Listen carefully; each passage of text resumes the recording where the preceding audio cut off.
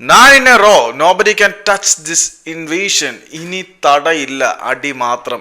Chennaiyin F C തുടർച്ചയായിട്ടുള്ള 9ാമത്തെ signing announce ചെയ്തതോട് കൂടിയിട്ട് അവരുടെ ഫോറിൻ കോട്ട സൈനിങ് എല്ലാം കംപ്ലീറ്റഡ് ആയിരിക്കുകയാണ്.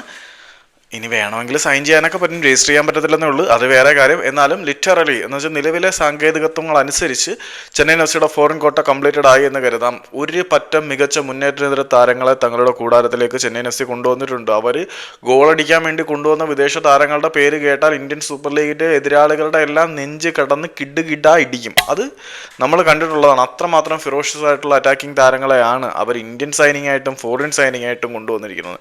ഇപ്പം അതിൻ്റെ കൂടെ അവർ മറ്റൊരു താരത്തിനെ കൂടി കൊണ്ടുവന്നിരിക്കുകയാണ്. സൈപ്രസ് ക്ലബിൽ നിന്നും ബ്രസീലിയൻ താരമായിട്ടുള്ള ലൂക്കാസ് ബ്രാംബില്ല എന്ന അറ്റാക്കിംഗ് മിഡ്ഫീൽഡറെ തങ്ങളുടെ കൂടാരത്തിലേക്ക് അവർ കൊണ്ടുവന്നിരിക്കുകയാണ്.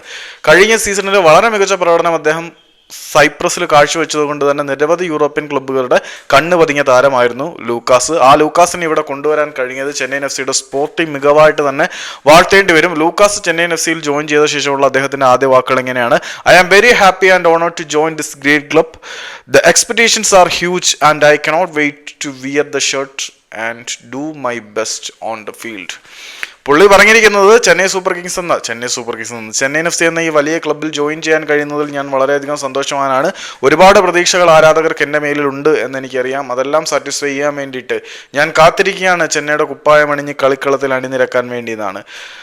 ഇനി ചെന്നൈയിൻ എഫ് സിയുടെ പരിശീലകനായിട്ടുള്ള ഓവൻ കോയിലിന് ഈ ഒരു സൈനിങ്ങിനെ കുറിച്ച് പറയാനുള്ളത് എന്താണെന്ന് വെച്ചാൽ, Lucas Brambilla was chased by all over Europe because of his outstanding season last year in Cyprus and again playing a very good league.